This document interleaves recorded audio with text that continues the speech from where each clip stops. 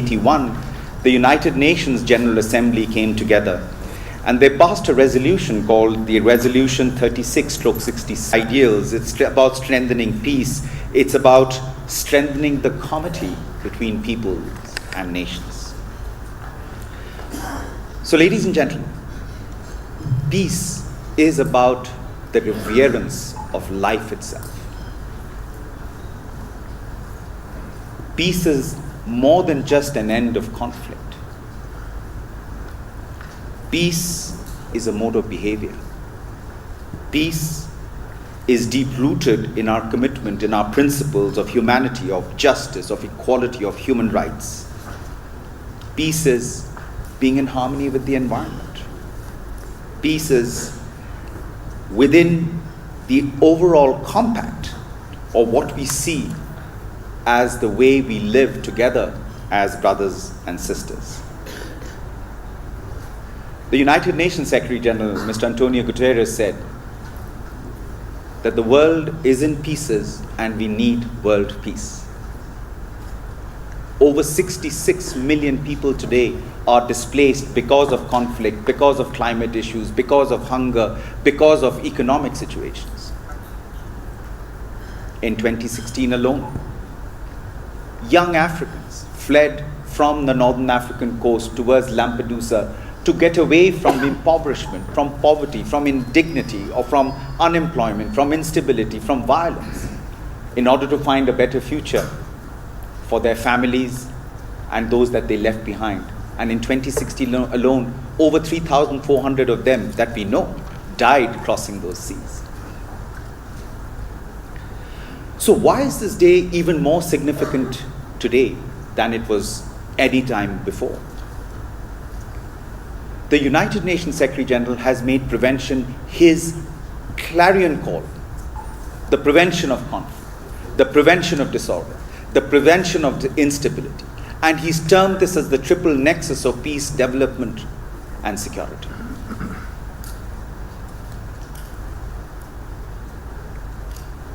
I commend President Kenyatta and Honorable Raila Odinga when they shook hands earlier this year. And we saw just that one act of shaking hands toned down the temperature in Kenya. It had a ripple effect across the country. The announcement of the Big Four agenda on universal health coverage, on ensuring food security and resilience, on affordable housing, on manufacturing, opens up an entirely new gambit where Kenya's youth, the largest stakeholder in this country and in this continent, where the median age of this country is 18, have an opportunity not only to find employment, but have an opportunity to take this nation forward. But that can only happen when the resolute purpose of peace is embedded into the very DNA, into the very fabric of our societies. I call upon and I appeal to the religious leaders, the community, the faith-based organizations. You meet your people every Friday, every Sunday, whether in a mosque or in a church. The influence that you have in conveying that message of peace, of harmony, of tolerance, of love, nobody else has that power. And in all our religious texts, it's abundantly clear that peace is the lead motive of every text that you come through. So, as the UN family in Kenya, we responded to the Big Four by coming up with the United Nations Development Assistance Framework to Kenya, which spans the period of 2018 to 2022. And our purpose is to make sure not just the success of the Big Four, but our purpose is also to ensure youth empowerment, opportunities that open up for the youth of this country so that they can take this country forward. The issue of gender equality. Without that equality, there will always be a situation of instability. In 2016, President Kenyatta, together with the former UNDP administrator, launched the Africa Human Development Report. That report was launched here in Nairobi. And that report was about ensuring that women's equality and women's empowerment was paramount. Do you know why? Sub-Saharan Africa, ladies and gentlemen, please take careful notes if you don't know this number, but Sub-Saharan Africa loses $95 billion year on year because of women not having that equal opportunity to men. Imagine the overall impact it has to the GDP of the country. And when women are empowered, families are empowered. When families are empowered, there are less opportunities of friction. When there are less opportunities of friction, there is more comity.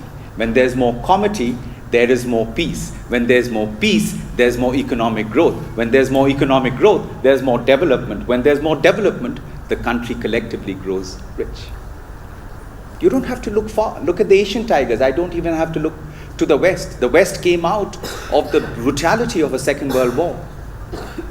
And look how quickly they went into a mode of understanding that these wars have created such tension, such fragility, such fracturing of the European continent.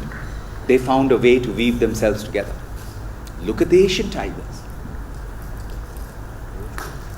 An economy like that of South Korea or Malaysia was far lower than Kenya in, let's say, 1960. The per capita GDP was lower than Kenya. But these countries jumped their economy by 31,000 times their per capita GDP. Why? Fundamentally, they had three things right. They ensured there was peace in their communities. They ensured women were able to join the workforce. So therefore, you had a dual income at the household level. The dual income in the household level allowed women to plan their families. And there was disposable income, better access to education, better access to nutrition, better opportunities for the young child. So the children that came up from the 60s into the 70s into the 80s, you actually had a huge, well-developed human capital of men and women that kept taking the economy forward. Now, these are countries which are aging, whereas we are the youngest continent in terms of demographics. The median age of Sweden is 47, the median age of Kenya is 18. The opportunity in front of us is tremendous. Agriculture alone in Africa is going to be $1 trillion worth by 2030, just 12 years from now. That opportunity has to be seized now. That opportunity means instead of a farmer who's 61 years old farming his land, we need that 18-year-old with his computer connected to the internet and allowing new technology, innovation, new enterprise to come into the farming sector so he turns into an agro-business. Kenya can lead the way for that. To me, ladies and gentlemen, Kenya is a beacon of hope. It is a beacon of hope in an area of deep instability. You have Somalia on one side, South Sudan on the other side, you have the Congo there. These countries, these young people need to look at a nation state, and that is what Kenya is showing the way for. Whatever Kenya does will have a ripple effect in the region. President Kenyatta and the former Prime Minister of Ethiopia signed an MOU in 2015 in a border town called Moyale. It was absolutely spectacular. The world paid attention for the first Kenya-Ethiopia cross-border program starting, where 35 clans came together and said, enough is enough.